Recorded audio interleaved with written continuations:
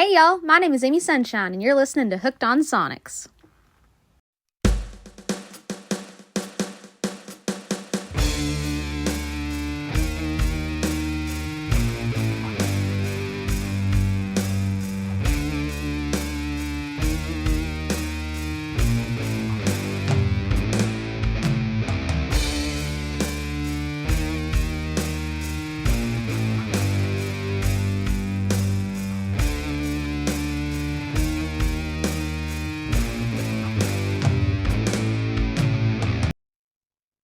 And we're live. And what's up, everybody? Welcome to another fantastic episode of Hooked on Sonics. I am one of your two hosts, Bruce, and as always, everyone's brother from another mother, the Tone Capone.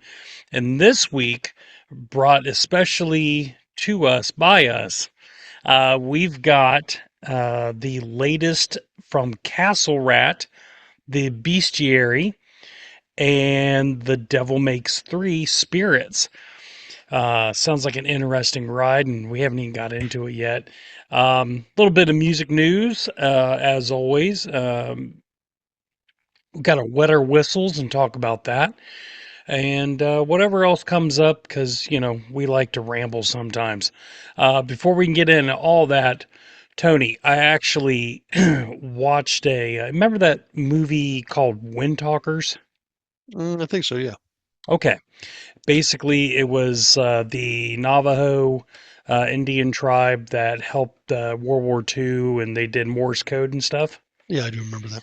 Well, I was so inspired, I learned Morse code because I got these messages from people in Morse code wanting to know, how are you? Good evening. I am well. I just want to take the time to say Happy Veterans Day to all our veterans and Absolutely. active and non-active service military members here in the United Mm-hmm. States. I have family that was military, and I've always loved and respected our military, as I'm sure you have too. Absolutely. So I want to thank you veterans out there on this fine Veterans Day.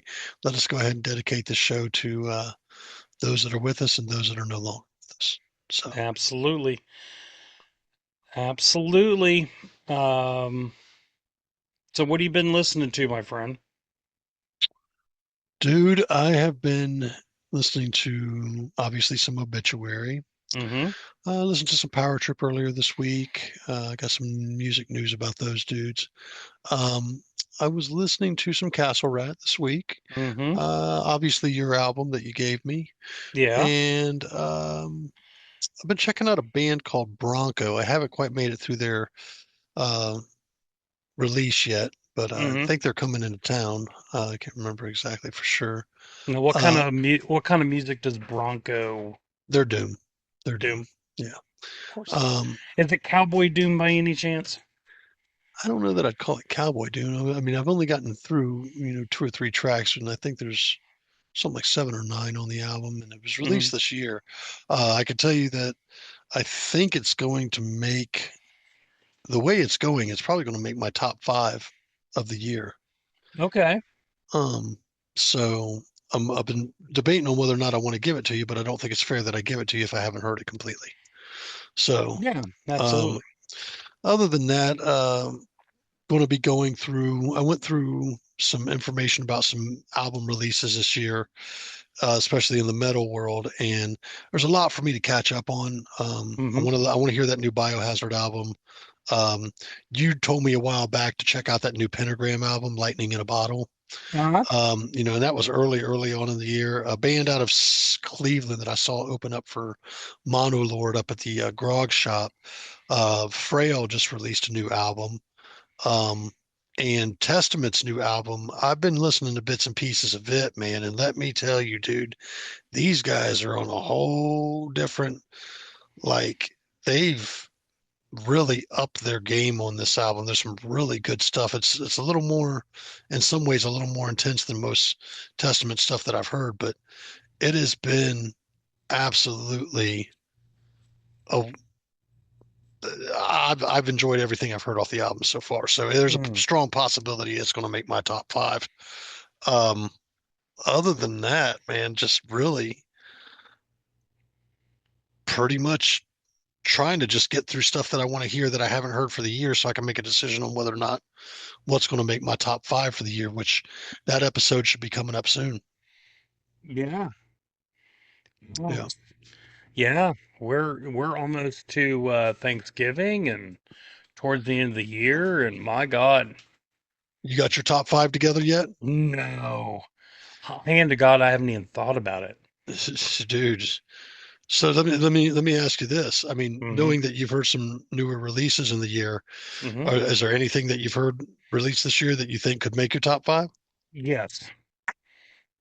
Uh, there's a few for sure that I can think of, but where they kind of flesh out will remains to be seen.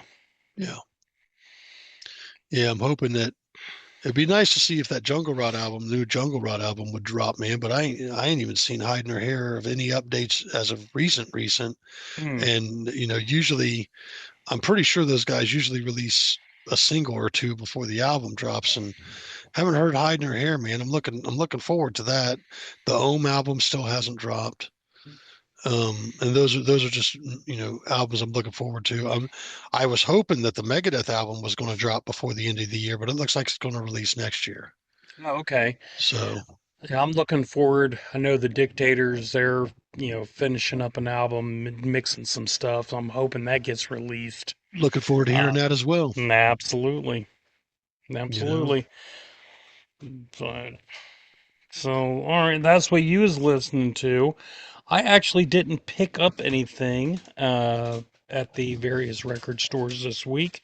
So I was checking out the new one from Wolfgang Van Halen, Mammoth WVH, the album called The End. A lot of older country this week for whatever reason. Just hit me extra funny today or this week. Merle Haggard, a few albums from him, a new Willie Nelson album where he was singing a bunch of Merle Haggard songs. Um, The I don't listen. I was listening to the Easy Does It album. Uh, that classic. was pretty fun. Oh yeah, and yeah, and yeah, that's pretty much it for right now. Yeah, Yeah. cool, cool. What are you drinking this evening? Well, it is a twist on a uh, old favorite of mine, the Handsome Johnny, which is ginger ale and vodka with a twist of lime. However, this week it's a Handsome Johnny with a cranberry raspberry ginger ale from Schweppes and Okay, outer space vodka. nice, nice. And that's the one Yeah, in the alien head, correct? that is correct. Nice. Good, good, good. Yeah, tastes pretty solid, pretty solid. Um, you know, very, it's very fruity. Um, it's not like overly, it's not overly like cranberry or anything like that. Just a little different take on ginger ale. And of course, you can't taste vodka, but I like to make them strong anyway. So, Okay, um, all in all, it's a good little mix up, from the Handsome Johnny. Uh, I'll give it a 4. It's fine. interesting, Yeah. interesting. Good. What about you? Well, me, I'm having this wonderful Members Mark purified water. Um, I mean, it's refreshing. It tastes like water. No, I'm just kidding. Let's see what's in the fridge, but Didn't we do that last week, or was that the week before? I don't know. I'm just messing around. So I am going with it's called Go Brewing Company. Mm-hmm. And this is a non-alcoholic craft brew. It is called the Story Double IPA with Simcoe, Mosaic, and Citra hops. Really cool can design here. Mm-hmm. Oh Looks like wow. graffiti. Mm-hmm. I actually had my buddy Dave brought me over one of these, and Dave's one of our listeners. He Oh, brought me, Dave. hey Dave. Um, he actually brought me over one of these, or a six pack of these, when we were doing those Thor's hammers for the Thor's hammer cook that I sent you the pictures of. Mm. And I had one, and I like it. It's probably one of the better non-alcoholic brews I drink Yeah. or I've had. And let me go ahead and give it a sip again real quick, just trying to remember what it tastes like.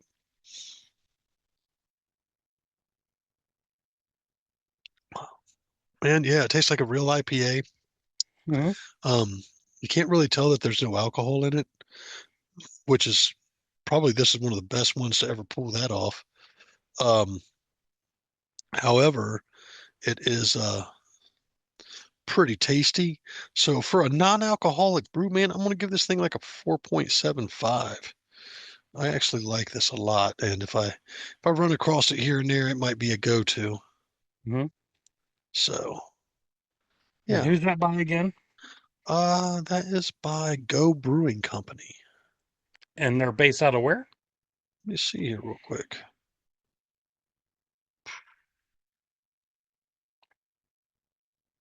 They are out of Naperville, Illinois. Ah, Interesting. It is interesting. Pretty good though. yeah, very nice.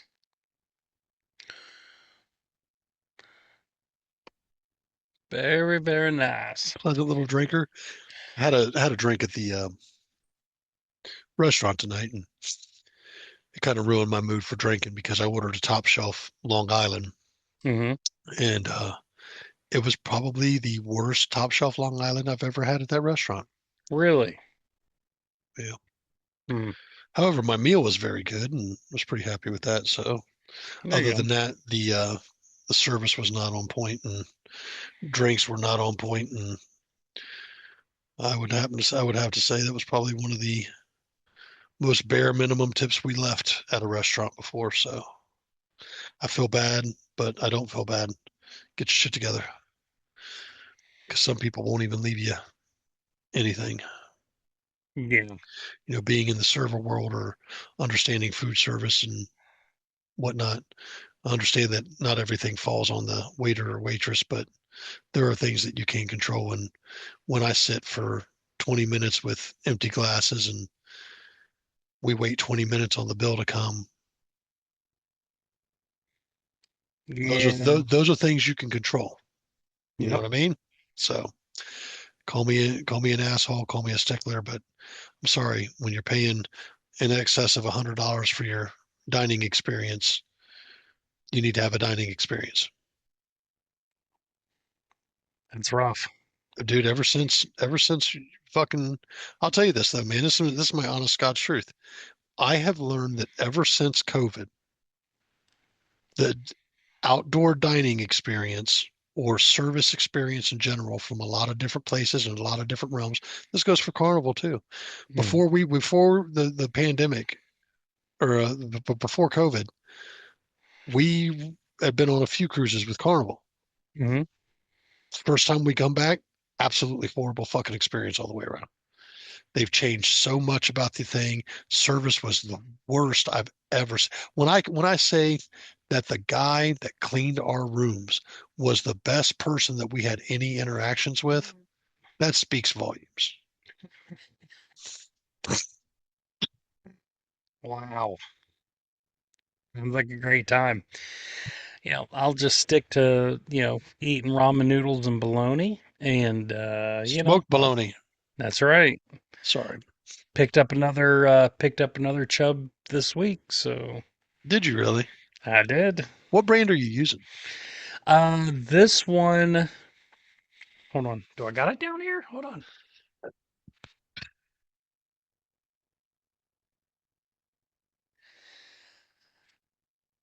This week we've got William Fisher's. Okay, that looks like a quality bologna. Yeah. Don't ever use Kentucky's best. No, Kentucky's best is General crap. That's the pig lips and buttholes. Nothing, there's nothing wrong with that, but Uh, So that's on my agenda this weekend. Have you had your first McRib yet? Have not. The McRib is back. I have had Uh, my first one. All right, we need a stomach report. How's the Gurgle tummy? gurgle as of lately. So Oh boy. what I feel, you know how I feel about the McRib. I feel like the McRib is like, you know, it's it's like a battery. You know, How so? you know it's bad for you, but you're still going to stick your tongue on it. Yeah. You know what I mean? You know there's absolutely no good that can come from this, but you're still going to do it. You know, especially for the McRib loyalists like you Yeah. and I, I mean, you and I are longtime McRib loyalists, and it's Hmm. not cool. I know it's not cool. It's not the cool thing. It's not even real, probably even real meat. It's probably loaded with Hmm. a ton of nitrates and trash, but there's just something freaking nostalgic about it, dude. And to this day, it is still probably my favorite thing that even makes a return on McDonald's menu. And I hate McDonald's. I Yeah. really do. Now they used to have a breakfast burrito called the McSkillet burrito that was done with their steak Hmm. and peppers and onions and cheese, and it was absolutely an amazing breakfast burrito. It was probably the best breakfast burrito in the game, hands down. But they did away with it, man, and won't bring it back. I wish they would, man. It was my favorite breakfast item ever. I would get one every payday on my way into work. Like, yeah, this is the good day. Yeah. And once again, I don't like McDonald's, but McDonald's used to have a lock on breakfast. I think now, in my personal opinion, as I've gotten older and I like, you know, flavor and food and, wanted Mm. good quality stuff, I'm liking Burger King's breakfast a little bit better now. You know what? Burger King's breakfast is just, other than the croissant, which everything else is crap. Their breakfast burrito's not bad. That enormous burrito, it's not bad, Yeah. and their croissant sandwiches, in my opinion, blow Egg McMuffins and shit out of the water. Yeah. So, enough of that, man. Enough of that. Let's get into some news. I think I saw Yeah. some information.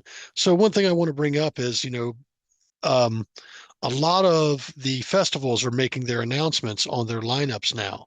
So Hmm. pay attention to some of your favorite festivals if you're looking forward to going to any of those, because all those lineups are getting announced.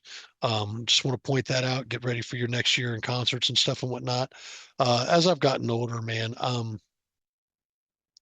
I've got a lot of things going on with family members and Hmm. my health and stuff and whatnot. And I'm finding myself more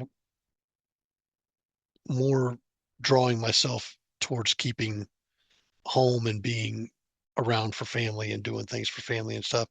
I don't know that I'm going to be going to too many more shows. I may take in Sonic Temple this year. It's still kind of up for debate because of things going on with our parents' health and stuff and whatnot. And I'm I did just see Castle Rats coming. Yeah, Castle Rock's one of the major reasons I want to go because I missed them on when they came through here to the Ace of Cups. It sold out before I could get a ticket. Same thing happened, I think, with Crowbar. It sold out before I could get a ticket. The Power Trip show that was a one-off right around Sonic Temple last year sold out before I could get a ticket. I mean, it's a really small venue. It's a really cool venue, but if you want to see somebody there and know they're coming, you better be on top of it. Yep, So. for sure. But I think I saw Ricky Rocket is kind of fussing with the guitar player for Brett Michaels' band online. I saw them kind of going back and forth a little bit. Saw that uh, Gene Simmons did a nice tribute to Ace out there on some live set. Also saw something to the effect of Power Trip's going to be putting together some new music, which I'm very excited about. Um, Another band that I've been recently getting to check out called Orbit Culture is announcing an early 2026 North American headlining tour. Um, I want to check them out a little bit more before I dump them into your lap. Because I think I will eventually end up dumping them into your lap. Somebody turned me on to them, and I think I might do the same to you. AC/DC going to be doing another tour. That's right. Saw that. I think they're going out with the Pretty Reckless. Um, so yeah, that's uh that's a lot going on, man. I tell you, I am definitely looking forward to hearing what a new Power Trip album is going to sound like with Hmm. Seth on vocals and Seth's lyrical content writing, as opposed to the first two albums of Riley. And I think it'll be interesting. I think it'll still be good. So I'm not too stressed by that. But that is the news. There you go. Yeah, just real quick, to piggyback on what you was saying, um, in Australia, those AC/DC tour dates, Amel and the Sniffers are opening up for them, Nice. um, as well as another band I really like, and I am just absolutely drawing a blank on their name. But they are a really cool band that I'm gonna give you an album of theirs here soon, but I can't think of it. Uh, to the thing on Gene, yeah, he did a little quick intro before he started playing Cold Gin to Ace, and you could tell he was absolutely emotional over just talking about Ace, saying, look, Ace has been in our life for like 50 years, over 50 years, in and out of the band, it doesn't matter, he said. Um, and he's really tore up about it. He said he's really going to during the Kennedy Center honors in December. They're really gonna um, pay some extra tribute to Ace. They're gonna leave an open seat for where Ace was supposed to sit. So Gene is absolutely taking this pretty hard. So yeah. Yeah, considering, I mean, I think I saw something where there was an interview with Ace, and he said something to the effect of, you know, well, Gene said he didn't have any friends, and he goes, well, I'm your friend, Gene, and Hmm. if you got to think about, Gene Simmons thinking he doesn't have any friends, and Ace Hmm. Frehley turns to him and says, well, I'm your friend, and that's your only friend, only person willing to admit that they're your friend, or only person that even acts like they want to remotely be your friend, or you understand that they're your friend. Yeah, it's got to be pretty tough on Gene. You know what I mean? Hmm. It's got to be pretty tough. And I know that they still enjoyed working together and writing on things. Hmm. They butted heads, man. And these guys have been together since 74, 75, right? 72. Okay, so with that being said, they've been around each other for a long time. Brothers are going to fight. You know, you know, Hmm. they accomplished a lot as a team, and they Hmm. accomplished a lot on their own. Yep, You know, so absolutely. All right, my friend. Well, you want to get into these reviews here? yeah, I don't have a problem with that. Who's up first? And I think you are. All right. Well, if I'm up first, then we're going to go ahead and get into reviewing this. The Devil Makes Three Spirits. I believe this album was released this year. Yep, February 28th. And I completely forgot what the hell I gave you. It's like, Yeah, yeah. You gave me The Devil Makes Three Spirits, and just some initial notes on this. This is very laced in bluegrass, blues, gospel, folk, country, and I caught a little hints of late 60s, 70s style rock in there. Kind of laced in there. There's a lot of good stuff going on in here vocally. Um, Guitar wise, it's definitely kind of Americana singer songwriter stuff. Very, a lot of tongue in cheek and a lot of stuff that would seem tongue in cheek, but it's actually kind of more direct mhm. in this stuff. So um, This let's is get what's into real quick. This is what's considered a string band. yeah. Let's get into it, man. Hmm. It's track number one's called "Lights on Me." Hmm. Um, it felt bluegrass gospel, a bit morbid in the vocal content. I love the picking on this Hmm. album. There's some good, almost some good, for lack of a better term, maybe chicken picking going on in this thing, man. That I really dig. I gave this opening track an A. I think for the album, it's a good opener. It's not a great opener in my opinion. It's just a good opener. It, not knowing what I was getting into with this album and not knowing what to expect, it just that track didn't super wow me, but I'm not going to ding it because it didn't wow me. It's a good track, good opener for what this album's going to be. You know what I mean? Mm. So track number two, the title track, Spirits. I gave this one an A as well. I said I love the guitar. I love the guitar lick. It's a groovy little rock tune, felt very late 60s, 70s vibe. I can't Mm. quite put my finger on it, but I kind of want to say,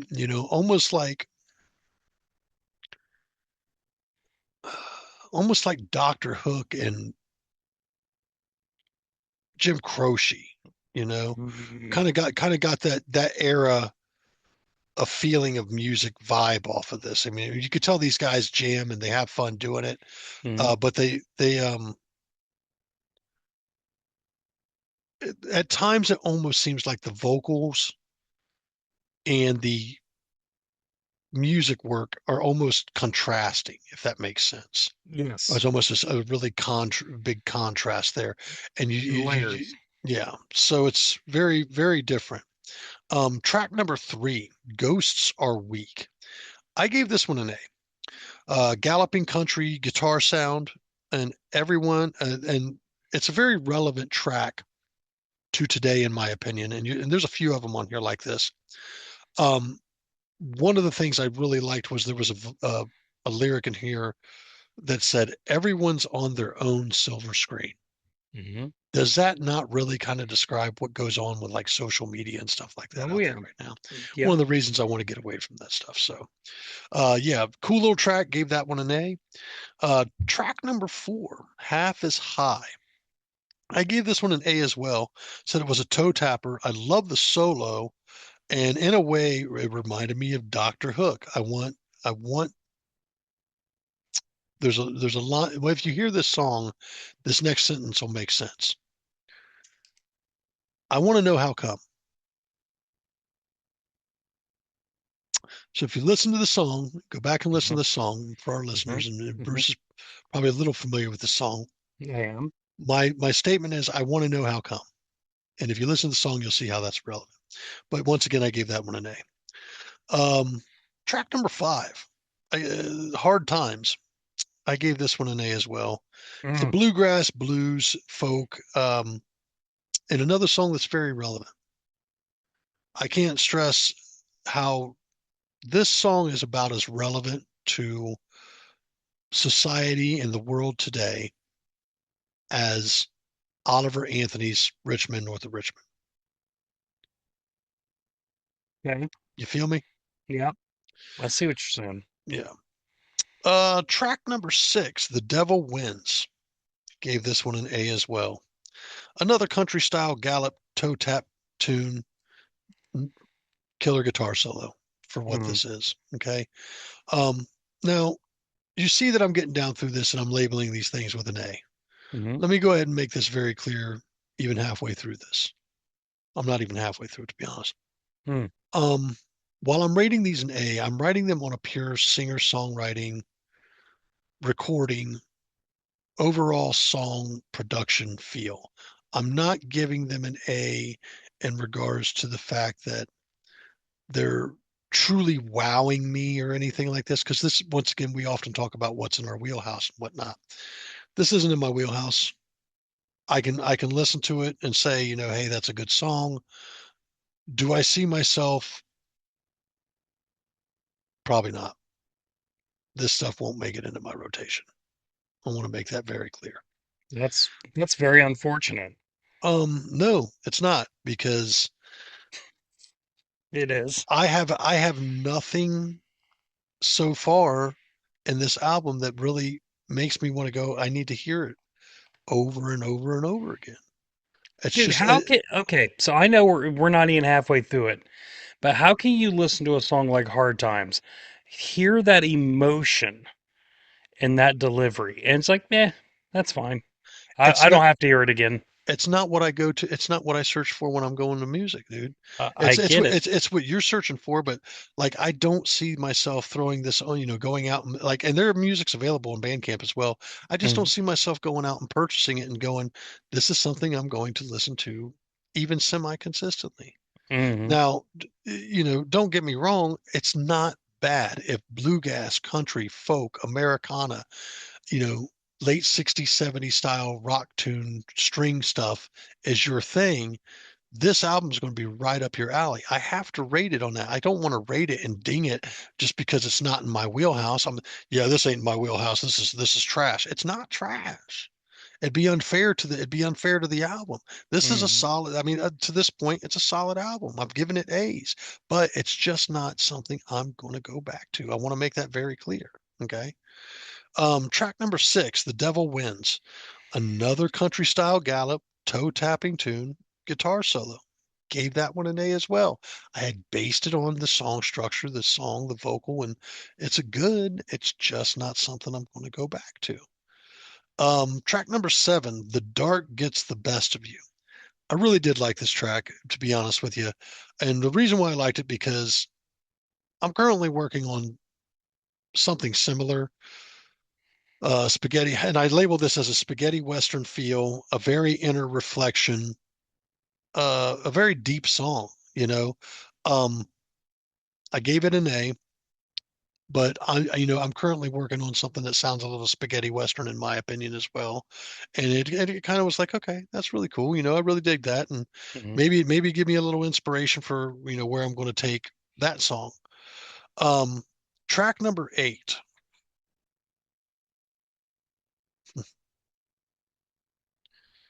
Fallen Champions. Said another galloping guitar, not a standout, absolutely skippable for me. Hmm. I gave this one a C. Okay. Not probably my least favorite track on the album. Um, See that? just not. It's just not for me. Um, and I would completely skip this if it was in my library. Track number 9, The Gift.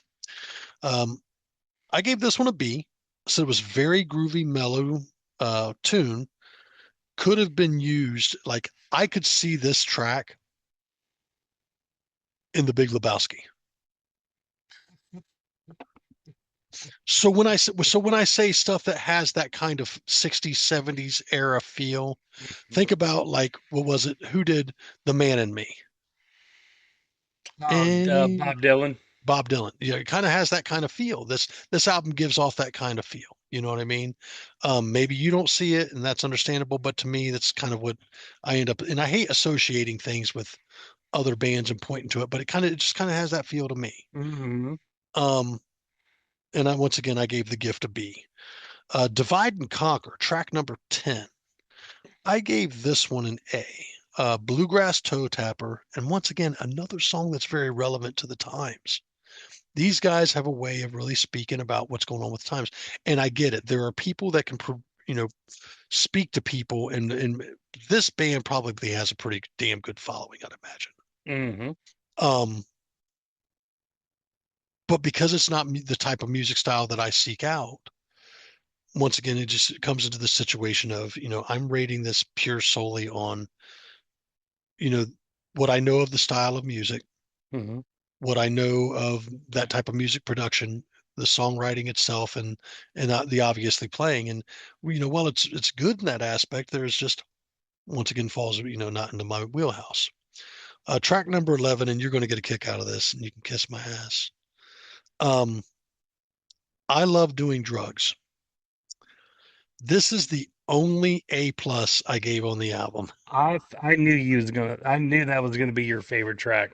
Um, it is a country bluegrass style ditty that is funny and real, very freaking real. I venture to say somebody in this band's done drugs and has been able to describe the feeling of said drugs. Yeah. Really cool. Um,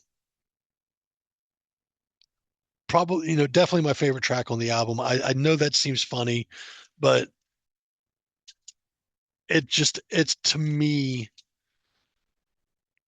this somebody could pin that down and name that and it pretty much be in your face, direct. Good job. Good Yeah. job. Track number 12, Poison Well. Um, I gave this one a B. I felt that there was almost like a Jimmy Buffett style flavor going on there. I Mm, don't know why. And that's one of the things I did dig about this album is it kind of touched different bases in different areas because of mm, all the different areas that they encompass. mhm, And they're doing it as a string band, and that's great. But it's cool, just not a skippable track. Let me say this right now. The things I gave B's on here are not skippable. They fit the album very well. They're very comfortable. The C, I couldn't get into it. I just I I I think I may even listen to it twice to kind of go, yeah, it's not for me, man. mm, Just not for me. Um and it wasn't bad enough to give it a D or F. It's not like the song production was bad, the lyrics or anything like that was bad. It's a track that I'd probably skip. It yeah. felt like a filler track to me. Track number 13 and the final track, Holding On. I gave this one an A. I said it reminds me of um it reminds me of some fellas sitting on a big porch just jamming, and I thought it was a good closer for the album. Mhm, Um, Not a great closer in my opinion. Definitely good for the album, but once again, to me, there wasn't a great opener. There wasn't a great closer, but this isn't in my wheelhouse. This isn't my go-to style form of music. But because you've turned me on to so much of it over the years, I can give it a fair rating. And what I did is I gave it the best fair rating that I can based on song structure, vocals, musical work, the lyrical content, production. This is a solid album. mhm, Okay. However, if I look at 13 tracks here and I go, of those 13 tracks, I have a C, one, two B's. And knowing that I'm probably not going to pick this up or probably seek more of this out, if you gave me more of it, I'd review it and I'd give it another fair review. Um, but honestly, this album it didn't do a lot for me because it's just not in my wheelhouse, and it's no disrespect to the album because I gave it a bunch of A's, and there's an A plus in there that's a really good track in my opinion, but it just doesn't save it enough for me to want to go back and listen to it because once again, it's just not stuff that I seek out. mm. So with that being said, in the breadth of fairness here,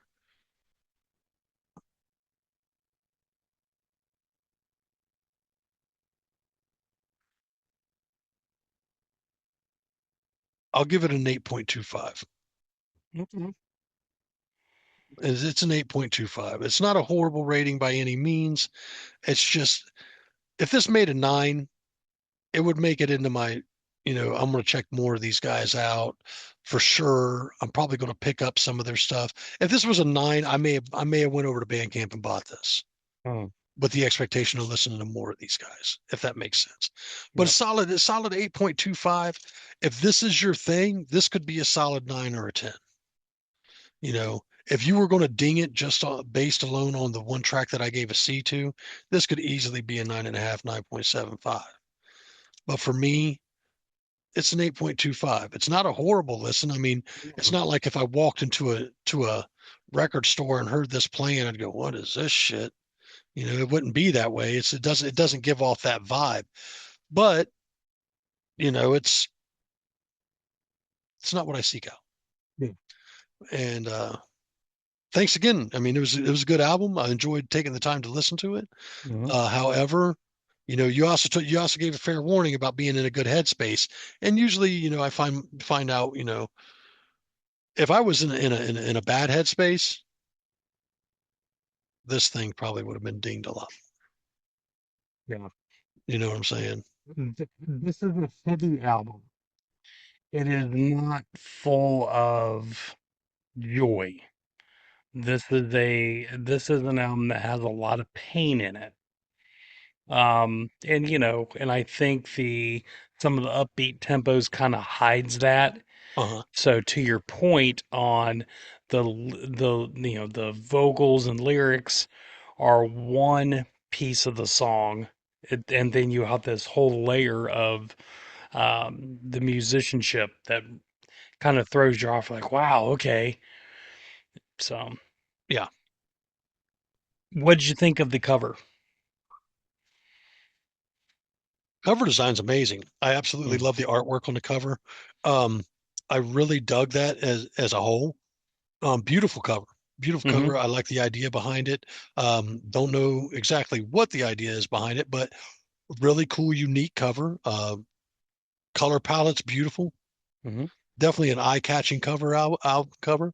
hmm Definitely want to thank whoever put that together. Beautiful cover. Um, if it's uh, if it's the only album you own by these guys, that cover would definitely stand out and go into your collection to find it real quick. So yeah, beautiful Yeah. cover. Absolutely love the artwork on that. Yeah, I would say the general sound, tone, vibe of the album, from the artwork to the musical content, is this is their signature. This this album fits right in uh, with what they do. Um, so yeah, I really dig these guys, and this is definitely one of my more favorite of albums of theirs. So. All right. Well, anyway, you gave me the Well, latest. hold What? on. I'm What? not done. Oh, I thought you was. Th Thank you for giving me the album. You're welcome. I definitely see why you dig this album. hmm I want to say that, and I definitely expect like this something to be high in your wheelhouse. If you had to say, knowing that you're pretty familiar with this band, hmm how would you rank this album? Me? Nine Yeah, and a half. yeah, I figured. See, it's like I said, if it's in your wheelhouse, this is a 9.5 for you. Mm-hmm. So, and I think for not being in my wheelhouse and just being appreciative of music in general, like you and I both are, Mm-hmm. fair rating. Yeah. You know, did it, so. Let me ask you this: Do you think I did? You think I did better, or I did right about what you thought I was going to give it? Mm, you was probably.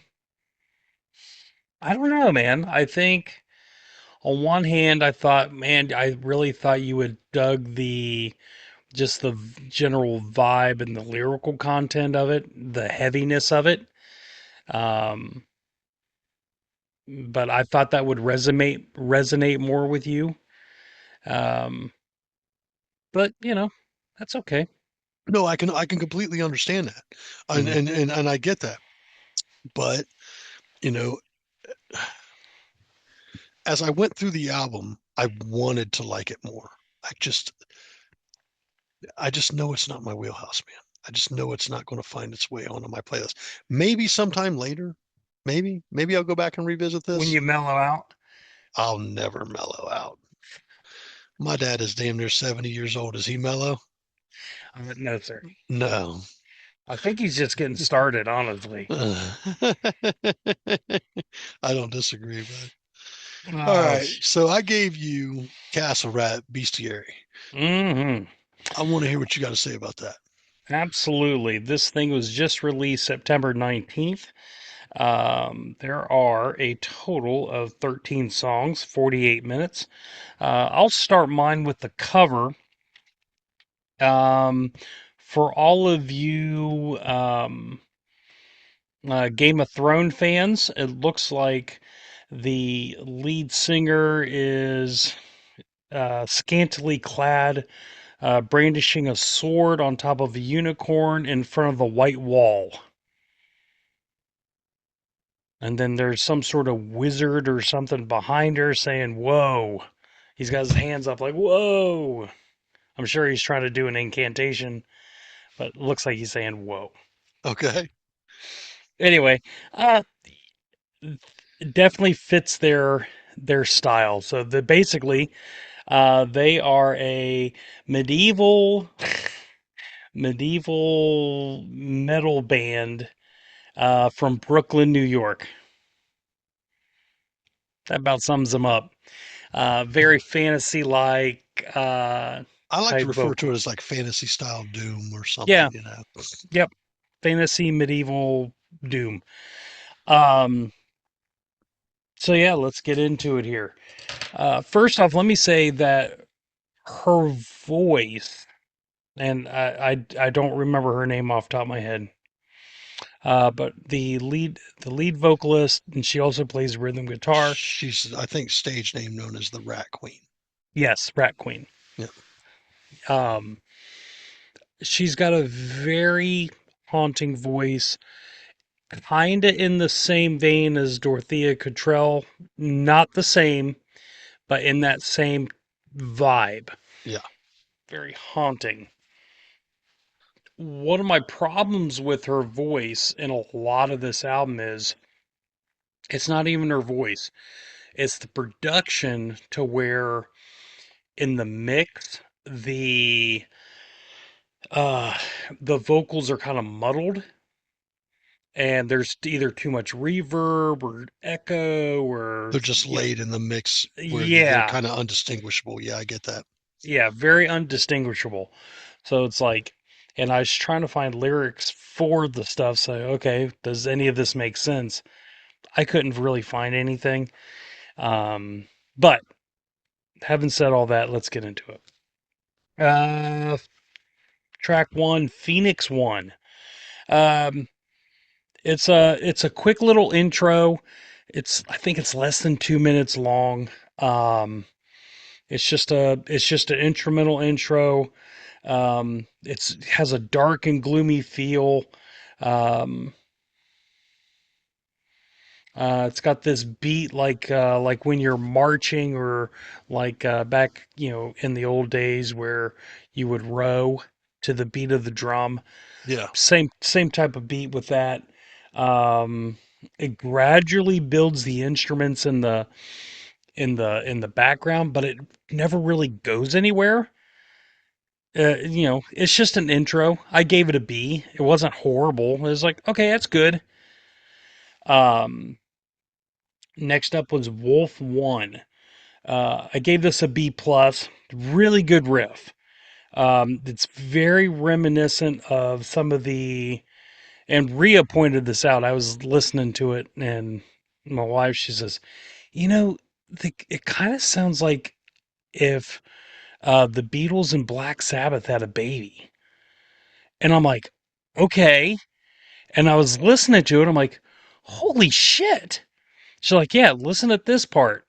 This sounds like psychedelic Beatles, like in the verse. And I'm Yeah. like, okay. And then and then it just kind of blends into Little Sabbath. I was like, wow, I never would have picked up on that, but totally And you did. gave it a B plus. Gave it a B plus. The drums are super punishing. Um, the chorus itself is a little lacking. It's not very catchy, but the song ends with a fantastic solo. Um, so next up, Wizard. This might be the best song on the album. Track Okay. three, best song on the album. Um, it's very Sabbathy, very Sabbath influenced. It's groovy as hell. This is a great group effort where um, all the guitars are harmonizing together really well. Um, Her vocals are a little clearer. You still can't make them out, but it's progress. I mean, just this is a really good album or a really good song. Really great tempo change towards the end and um, great solo about the 2 minute 30-second mark. This might also be the best solo on the album too. Okay. Now there's longer solos, but this one to me had a little more emotion into it. So Wizard gave it an A plus. Next up is Siren. This this was totally the Melvins. This felt like something straight off of fucking Stoner Witch. Yeah. I was like, okay, okay. Just again, just powerful drums. Um, and then, yeah, just really powerful drums. Um, I gave it a solid A. It was fun. That was a fun album. I was like, or a fun song. I was like, very cool. Yeah, good deal. Yeah. Next up is Unicorn. Um, I gave this a B plus. It's very haunting. Um, Siren like voice, like she was calling out very loftily and um, stuff like that. Very low riff in the background. Um, I can actually see this being a really good song live. Like I could see this really building up to something pretty special um, during a concert. So I gave it a B plus. It's a little over 6 minutes long. Um, Kind of long for so you. yeah, a little long for me. I said it. I said it really picks up about halfway through. Song is about 2 minutes too long. It doesn't really progress. So like it. So a lot of not a lot of these songs. There's quite a few of these songs where it's like, okay, you've got this good riff. What are we doing with it? Right. So it's like, okay. Next up, Path of Moss. This is just a little interlude. It's like a minute 35-second interlude. Soaring guitars. I think this is just a little placeholder for the guitar players to just kind of show their stuff, little stretching of the wings, as it were. Um, it really just should have been part of the next song, Crystal Cave. I don't know why this needed to be a separate track, because it fits perfectly with Crystal Cave. But having said that, I still gave it an A. I was teetering on a B because I was like, okay, it's a minute 35. Eh, but I still gave it an A. Crystal Cave, I gave it an A as well. Reminds me of the beginning of the Soft Parade by the Doors. Okay. Have you give me sanctuary? That's how the beginning really came off. I was like, oh, that's interesting. These are the cleanest vocals on the album so far. And I just put it's really interesting. It's a very moving piece. Not a lot of flash on this, but just a really interesting song. Like this, if this song was a little further up in the track listing, I definitely think it would have helped it. Like as far as like, okay, what's going on here? Maybe But this, setting the tone for the rest of the album. yeah, I get because that. this, yeah, because this song is not indicative of exactly what's on the album, but it's such an interesting song. It's like, okay, just, yeah, The intrigue would have intrigued you, yeah, wanting more of what was coming. Yeah, I yep, get it. yep. Next up was Serpent. Um, I gave it a B. I said, it's okay. Kind of feels like filler. Nothing really exciting on this track, but there is a pretty nice solo at the end. So what I've kind of noticed with a lot of this Doom stuff that you give me, they wait until almost at the end of the song to do a solo. Like soloing out. Yeah. Yeah. And I'm like, man, yeah, I'm used to verse, chorus, Bridge solo, bridge solo or solo bridge, chorus out. verse. Yeah. Yeah. There's a method. And with this genre of music, I'm still trying to figure out if I like how they do that. I'm finding that, especially when they do the solo out, like if they're soloing out, they're probably usually rocking out the last of the track. And that's one of the Mm-hmm. things I really like is when a track closes big, you know what I mean? Yeah. Everybody's into the jamming mode, da da da da, and the guitar players going off. I dig that stuff. But go Yeah. ahead. Okay. Next up was Wolf 2. I gave it a B plus, just like the first Wolf track, but this is more subtle, or it's more Beatles like, a little more acoustic. It's interesting, but it's not great. Yeah. And it's like, okay, interesting, but like again, it wasn't very long either. It was just it's like a taste of something, and I'm just like weird. Next up, Dragon. I played this song at least a dozen times throughout the week. I'm like, I know that riff. That riff is so fucking familiar. I was like, is it Caius? Is it fucking Queens of the Stone Age? What the fuck is that riff? Yeah. And and then literally I was sitting here, before the show, I was like, that's what it is. Typed in it is from that Shooter Jennings album, Black Ribbons. Wake up.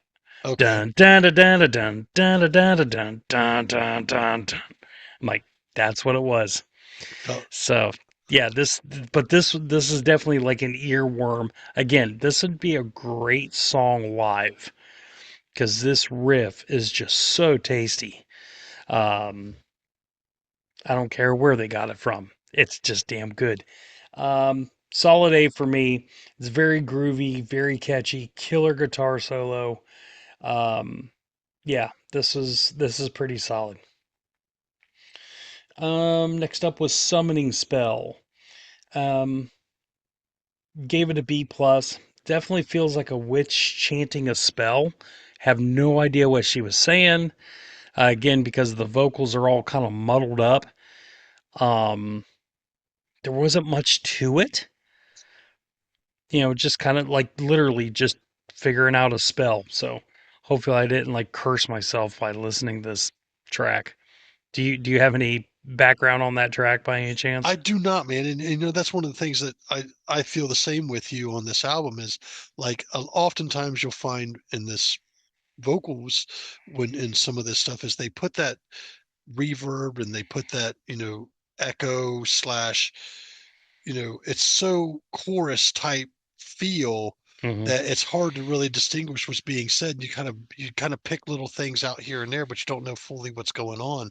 And I'm guessing that'd be where, you either look up the lyrics online, and sometimes when bands are just out starting out like this, probably not going to find them online unless you actually go buy the album or something and they're inside the album.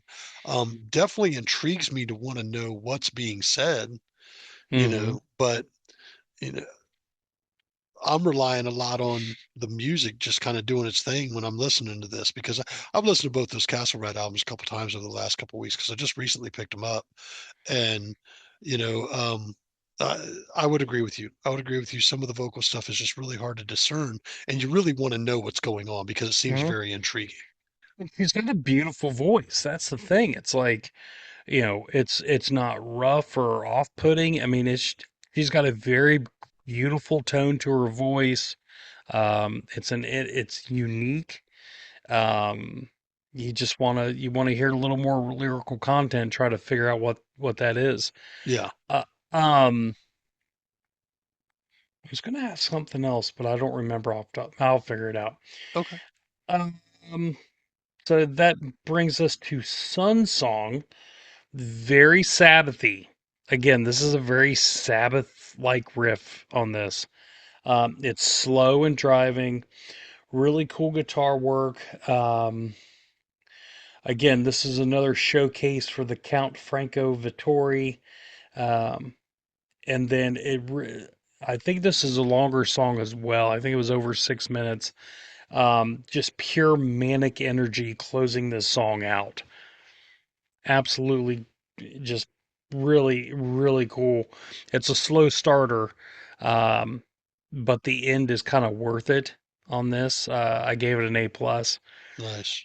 Because just again, mainly from you know that last third of the song really brought it home. That was really cool. And then finally, it's a short but sweet outro. Phoenix 2. much like the first Phoenix. It's a quick little thing. It's soft acoustic guitar outro. It again, it could have been included at the end of Sun Song. It would have fit just right in as the same piece of music. Uh, I I don't know. I don't like how this was considered a track on its own. I gave it a B plus. There's nothing musically wrong with it. It's just like okay, it, why? Why is this a track on its own? I mean, if you were going to attach it to a song, what would you attach it to? I would attach it to Sun Song. You can so again, Sun Song ended with this blistering manic energy, and then you just automatically, you know, hone that down. You fade that down into this acoustic ending. I think it would have been perfect instead of just a quick separate Just a track. quick separate track. Yeah, I get it. Yeah, yeah. Um, this this album really took some time for me to grow on me. Um, a lot of these songs, it was hard to get interested in them. Yeah, It's like, okay, that's a nice riff. Okay. because it's really No. hard to follow the lyrical content, and you really want to Yeah. know what's going on. Dude, trust me, I get it. Yeah. There wasn't a whole lot of hooky stuff, like again, nothing really grabbed me as I'm driving, listening to this stuff. And I'm like, okay. And then, you know, slowly I'm like, okay, because I've never listened to this album all the way through. Right, Like, okay, I'm like, okay, I'll listen to, these first three songs. Okay, digest, go on to something else. Because it didn't keep my interest that much. Um, but it's, again, I think, kind of to your point, like, if you like this kind of music, you're probably going to really dig this album. Um, I did not hate this album at all. I would probably listen to the other album, uh, just to just to kind of just get a frame of reference. right, Um, but no, I'm not going to put this on a constant rotation because it didn't interest me that much. right. It's like, okay, that was cool. Like, that's the whole vibe of the album. It's like, okay, that was cool. You know, if it came on at the record store, you probably wouldn't be mad at it. Yeah. You know what I No, mean? exactly. It's not offensive. It's not, but I think I due to your credit, man, it's just like you and I are really big on lyrics and understanding what's being said and stuff and Mm-hmm. whatnot. And I listen to a lot of stuff that can't be distinguished. You know what I mean? Mm-hmm. And I get that. And oftentimes I'll look up the lyrics and I'll understand more. And I can be singing something that somebody's not even familiar with. They look at me and go, "How can you listen to this? How do you know what they're saying?" Like, well, because I took the time and I cared about the band enough that, I enjoy the music enough that I've got to know what's being said. Mm-hmm. And this before you give your final review, this reminds me of a really cool interaction I had where for eons with Fire Breather, Mm-hmm. because I gave you a while back their album Into the Fog or Mm-hmm. Dwell in the Fog. Yeah. And Sorrow is probably still to this day my favorite Fire Breather track. And I could distinguish some of the lyrical content, but I didn't know exactly everything that was going on. So when I ran into Matthias on the third time I got to go see them that year, I said, "Dude, where can I find lyrical content?" He looked me dead in my eyes and said, "Buy the album, Tone." Just buy the album. So I went over to the merch booth and bought the album. I said, "Listen, I'll buy the album on one condition. You going to sign it?" He goes, "Yes, we'll all sign it." I said, "All right, let me go ahead and get the damn album." So I bought the album, and dude, it's because Celebrated a birthday. huh?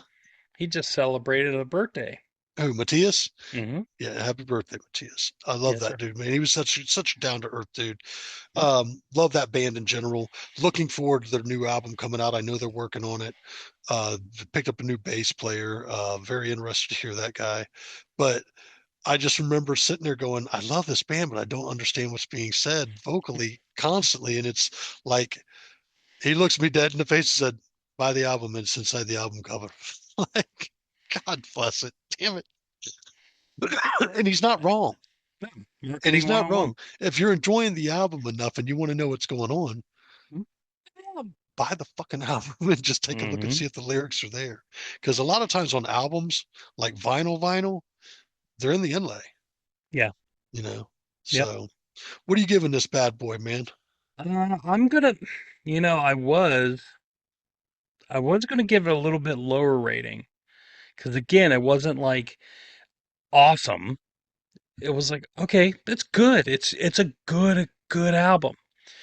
But just kind of talking through this, I'm gonna give it a little higher rating. Um, I'll give it an 8. I'll give Okay. it an 8.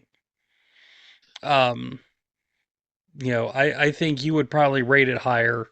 Um, but I, I do, to be honest with you, in my realm of doom,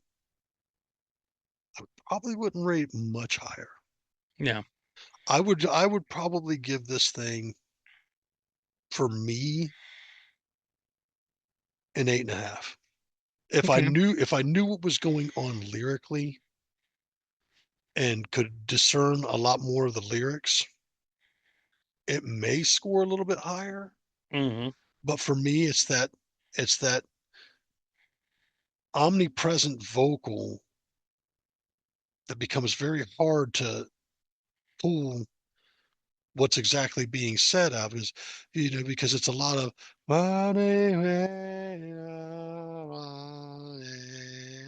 it's like, okay, because there's so much reverb and chorus on that vocal, Hmm. it's very hard to say, okay, what are you saying, without actually taking the time to look up lyrics. Unless this type of thing is something that, you know, like the back of your hand musically, and you can discern those type of vocals more so than maybe others, and that's fine. Hmm. This might, be a lot more in your wheelhouse as well. But yeah, I wouldn't probably rate it a much higher than you did, dude, Yeah. because once again, it's the vocal thing, and now you got me in a situation where I kind of want to just go out and buy you the album, since you did somewhat enjoy it, and then you just report back the lyrics if they're on there. Don't do that. Come on now. Let me ask you Or something. If I were going to yeah. buy you an album to add to Hmm. your collection of all the stuff that I've given you, name me Hmm. name me at least one. Um, the watershed. Really, dude? I'm telling you.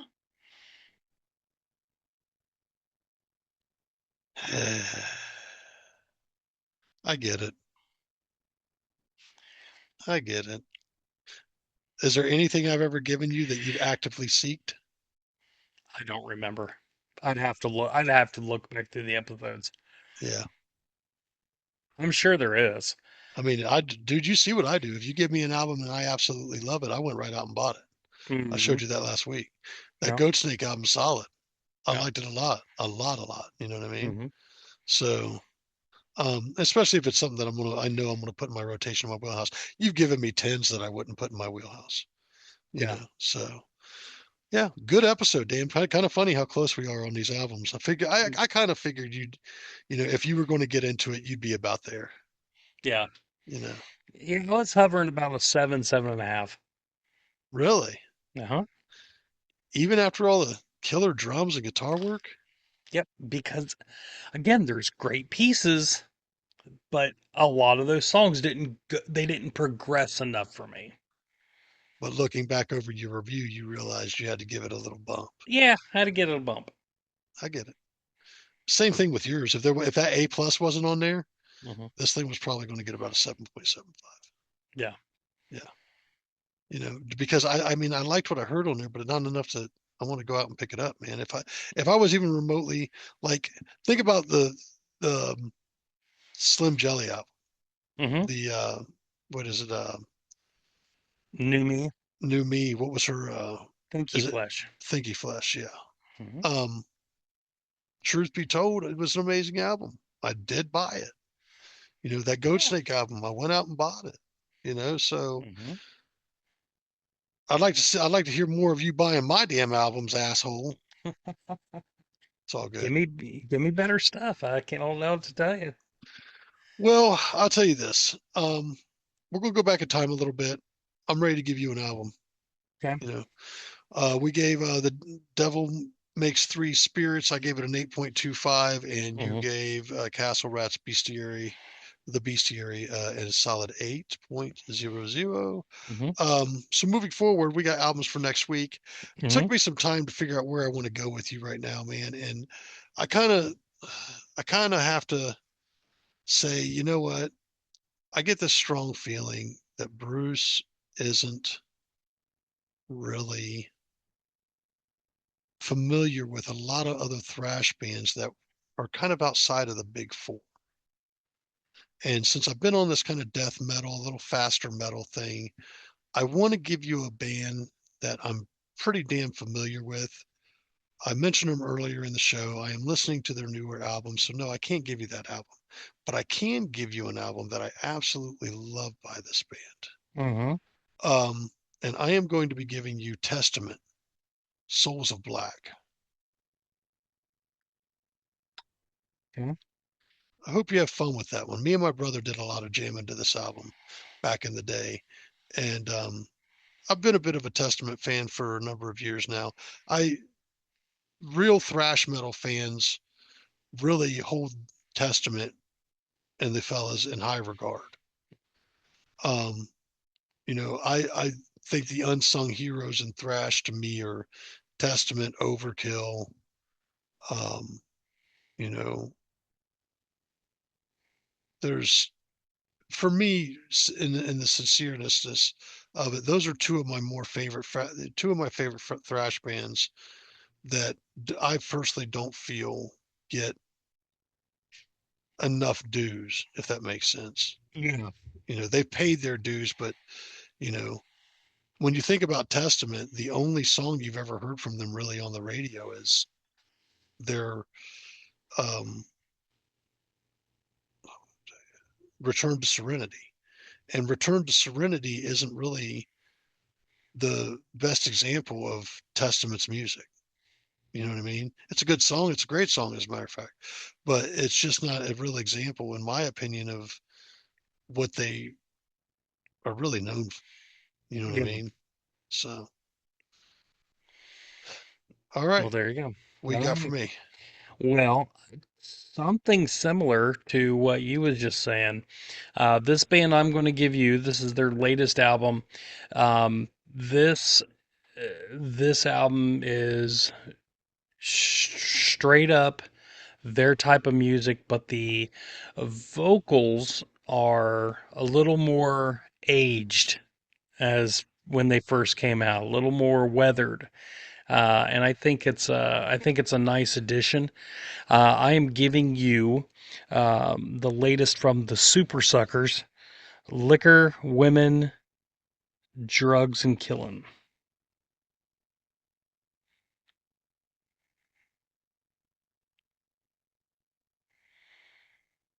Liquor, Hmm.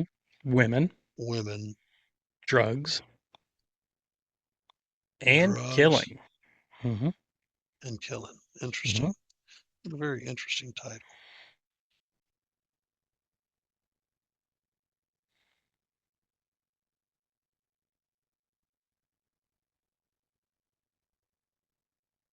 Damn, damn near took up two fucking lines. I'm looking forward to that. I think I'm somewhat familiar with some Super Sucker stuff. I may have heard some things here and there. Definitely looking forward to that. Yeah. Um, Once again, folks, whether you're watching on YouTube or tuning into us on one of the many podcast streaming services available out there, please remember to like, comment, subscribe if you like what you see here. We want to hear from you. If you want to give us an album to review, we want to review it. We want to hear from you folks. Bruce, I know, is currently working on hoping to secure us one more guest before the end of the year. I don't know what the word is on that. And once we have some word, uh, you may or may not hear about that depending on how that situation goes. So, Maybe two. Huh? Maybe two more guests. Maybe two more. You better vet me for this shit, man. So, with that being said, I really do appreciate each and every one of you out there. And, you know, just remember to love one another and be good to each other. And, one of the best ways to do that is look at your friend and say, hey, man, have you heard this album yet? Mhm. Put them on to something, you know? That's right. Bruce, you got anything to add to that? Yeah, make sure you get your cat spayed and neutered. I love it. The classic, the classic Price is Right. Bob line out. That's right. I love you, man. All right. Well, we will see you guys next week. I'm Bruce.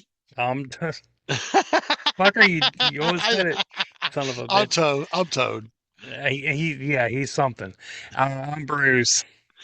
And we're hooked on Sonics, and we'll see you guys next week. See ya.